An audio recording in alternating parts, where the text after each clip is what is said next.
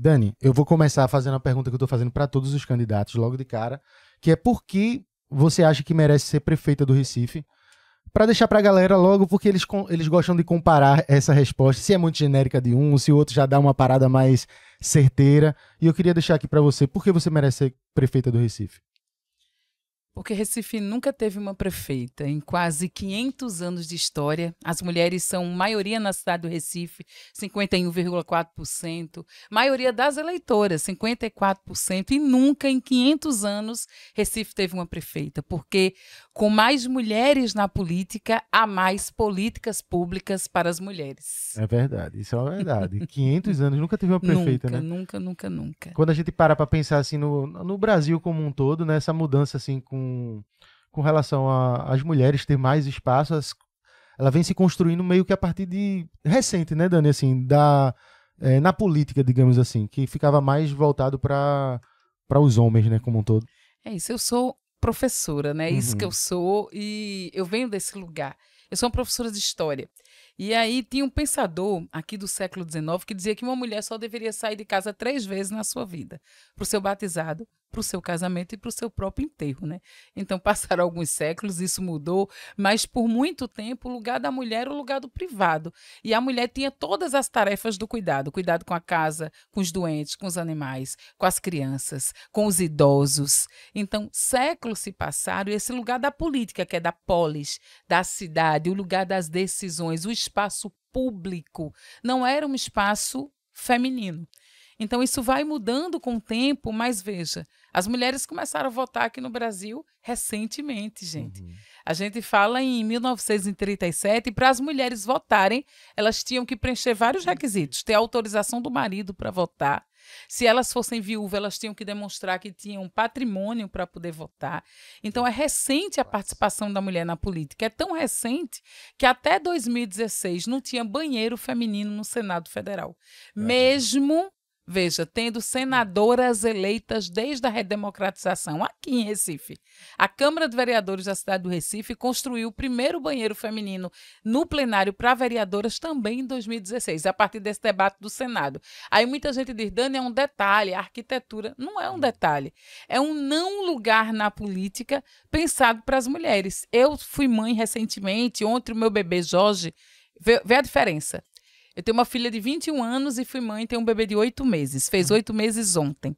E descobri, casa de ferreira, espeta de pau, grávida, que a Assembleia Legislativa aqui de Pernambuco não tinha regulamentado licença maternidade para mulheres parlamentares, deputadas, prefeitas. E assim como a Alep, várias assembleias no país inteiro, apesar de existir a previsão de licença maternidade, não tinha regulamentação. Então, são muitos os lugares que as mulheres precisam ocupar ainda na política, em especial as mulheres negras, que ainda são mais subrepresentadas. Aí, Dani, eu te pergunto, você como prefeito, o que é que pauta, que tipo de mudança concreta a gente conseguiria ter voltada para as mulheres, assim?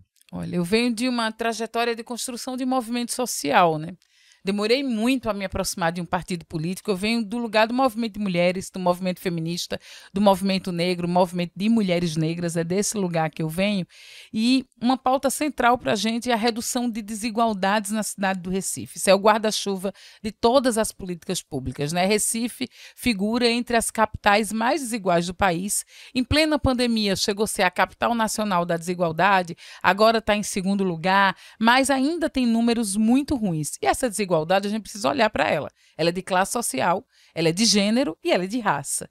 Então, olhando para esse tripé de desigualdade, as pessoas empobrecidas, as pessoas pretas e pardas e as mulheres, nós precisamos reduzir a desigualdade olhando para esses 3 âmbitos. Para mulheres, por exemplo, tem pautas que são fundamentais, como, por exemplo, geração de emprego e renda.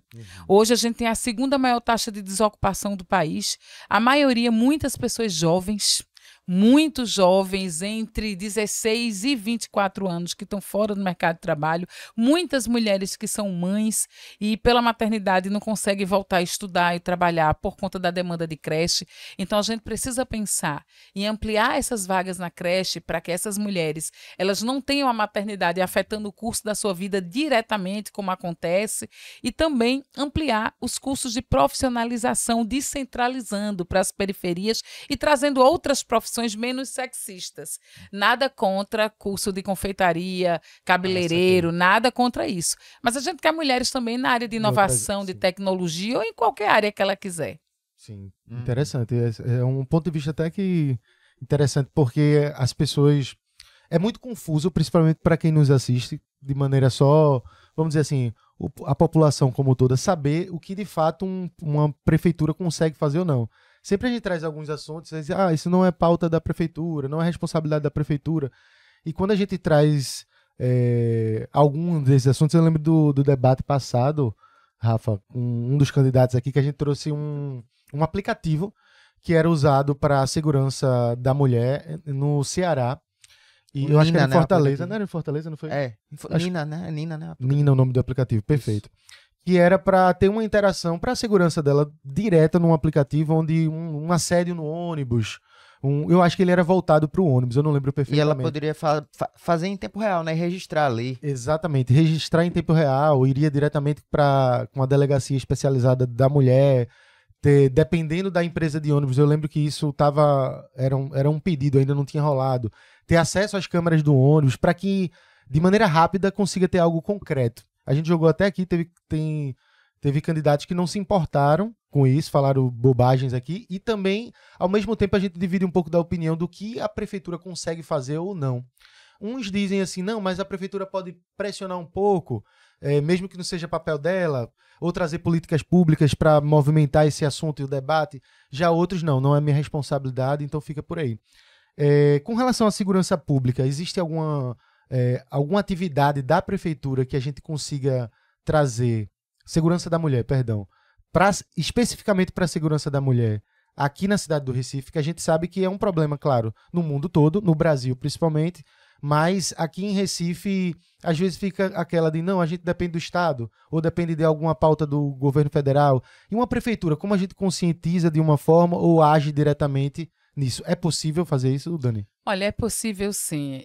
Eu acho que é importante que uma pessoa que esteja disputando uma prefeitura de uma cidade não tenha meio essa postura meio de Pôncio Pilatos, assim, de lavar as mãos, né? Entendi. Isso não é comigo. Se dentro desse guarda-chuva das atribuições dos entes federativos, né? Claro que a gente sabe os limites constitucionais do que é do governo federal, do que é do estado, do que é dos municípios. No âmbito da segurança não é novidade para ninguém que as Forças Armadas, Federal, Polícia Federal, Polícia Civil e militares, né? A polícia ostensiva mesmo, é do Estado. E, no âmbito da segurança, é a Guarda Municipal. Mas a gente precisa lembrar que Guarda Municipal ela age na questão do patrimônio. Guarda Municipal não é polícia. As pessoas confundem porque... Estava debatendo isso hoje com o Rafa. As pessoas confundem, vê todo mundo fardado, todo mundo na rua e acha que é tudo polícia. Muitos guardas municipais até querem ser policiais, mas não são. Não é isso a previsão da guarda. E a guarda é importantíssima nas suas ações. Tanto é que tem a Patrulha Maria da Penha, né? Então, é uma ação específica da Guarda Municipal voltada a atender chamados de mulheres que são vítimas de violência doméstica e familiar. E esses números em Recife são bem altos. Os números de mulheres que estão em situações de relacionamentos violentos e abusivos, que sofrem violência, as denúncias elas foram aumentando, principalmente depois da pandemia, e algumas dessas mulheres elas perdem a própria vida e os números de feminicídio e transfeminicídio, né, são grandes aqui. O que é que uma prefeitura pode efetivamente fazer, não sendo a pauta da segurança pública diretamente a atividade que é de competência do município? Mas veja, o governo federal, o governo Lula, ele tem pensado em um outro modelo de segurança, que é essa segurança integrada.